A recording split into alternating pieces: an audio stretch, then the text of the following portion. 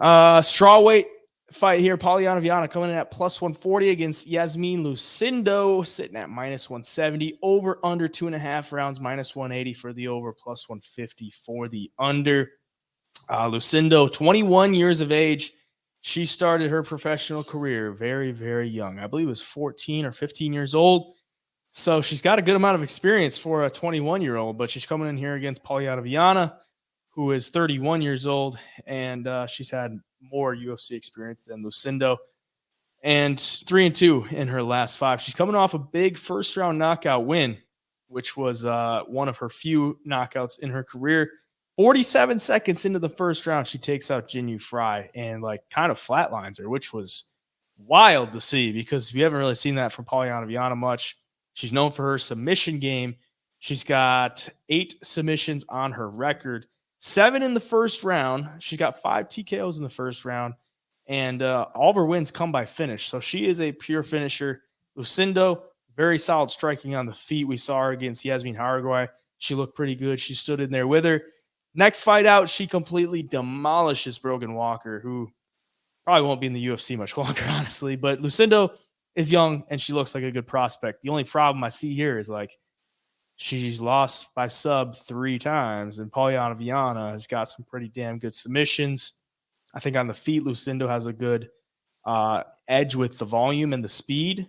Viana has some solid power and some good length. But if Lucindo tries to take her down, I don't know if that's going to work out well for her. What are you thinking? Yeah, I was thinking the same way. Like you see against Brogan Walker for Lucindo, obviously looked phenomenal on the feet, was piecing her up. She's fast, and she's really technical too. But then, right when she gets a striking going, she'll mix it up and take you to the ground.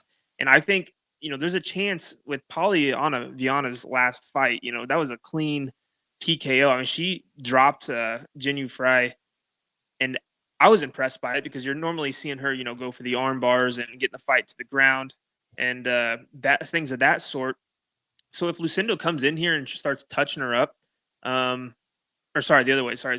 If Polyana Viana comes in here and starts landing some decent power shots on Lucindo might, think, okay, I need to get this to the ground. I'm capable. I have good takedowns. And the next thing you know, you're caught in an arm bar because the arm bars are slick from Polyana. God dang, I can never.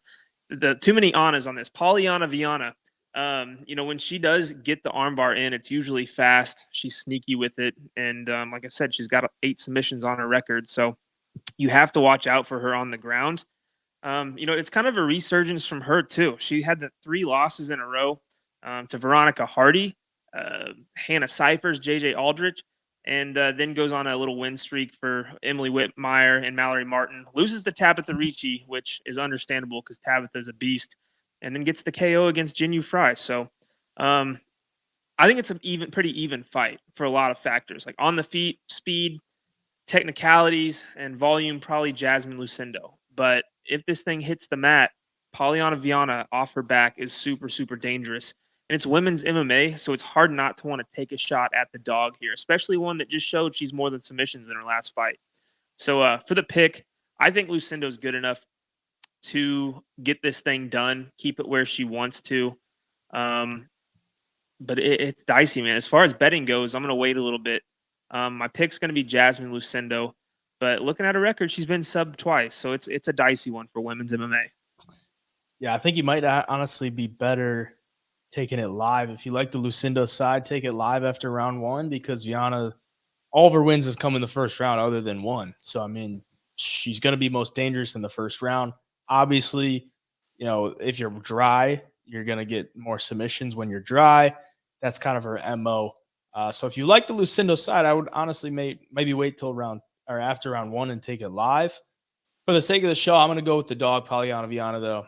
It's just a women's dog shot. 21 years of age for Lucindo.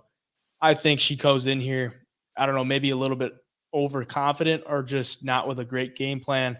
And I think she gets caught with something. So for the sake of the show, I'm going to go with Polyana Viana.